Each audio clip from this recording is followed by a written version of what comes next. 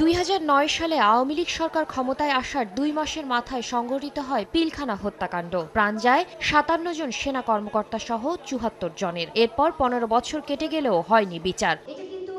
নিহত কর্মকর্তাদের স্বজনদের অভিযোগ, এই হত্যাকাণ্ডকে বিদ্রোহের নাম দিয়ে নানানভাবে ধামাচাপা দেওয়ার চেষ্টা করেছে তৎকালীন সরকার। হত্যাকাণ্ড নিয়ে হওয়া সব প্রতিবেদন জনগণের সামনে আনার দাবিও তাদের। নির্মমভাবে, এত নৃশংসভাবে পশুর মতো নিজের দেশে পূর্ব পরিকল্পিত ষড়যন্ত্রের শিকার হয়ে মৃত্যুবরণ করবে। তারা নিরস্ত্র ছিল, তারা তাদের আর্মি ইউনিফর্ম পরা অবস্থায় ছিল, তাদের কিছু করার ছিল না, তারা সাহায্য চেয়েও কেউ সাহায্য পায়নি। প্রস্তাবিত ইনকোয়ারি কমিশনের অগ্রগতি আমাদেরকে জানানো হোক। ইতিপূর্বে সকল তদন্তের প্রতিবেদন পাবলিক করা হোক।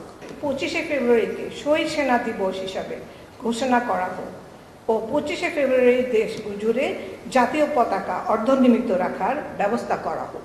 নিহত 57 বীর সেনানীকে শহীদের মর্যাদা দেওয়া হোক। বৃহস্পতিবার দুপুরে রাজধানীর মহাখালীর রাওয়া ক্লাবে সংবাদ সম্মেলন করেন শহীদ পরিবারের সদস্যরা। তাদের দাবি, সেদিনের হত্যাকাণ্ড ছিল পরিকল্পিত।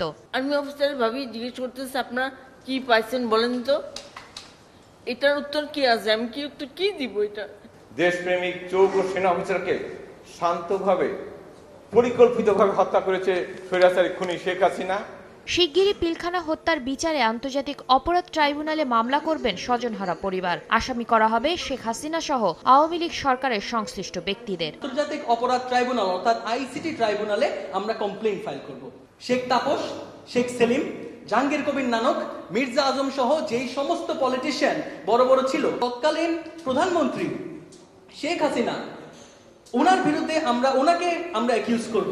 এ সময় পিলখানা হত্যাকাণ্ডের বিষয়টি পাঠ্য বইয়ে অন্তর্ভুক্ত করা এবং 25 ফেব্রুয়ারিকে শহীদ দিবস ঘোষণা সহ 5 দফা দাবি জানান শহীদ পরিবারের সদস্যরা। শাতিলা শারমিন, সময় সংবাদ, ঢাকা।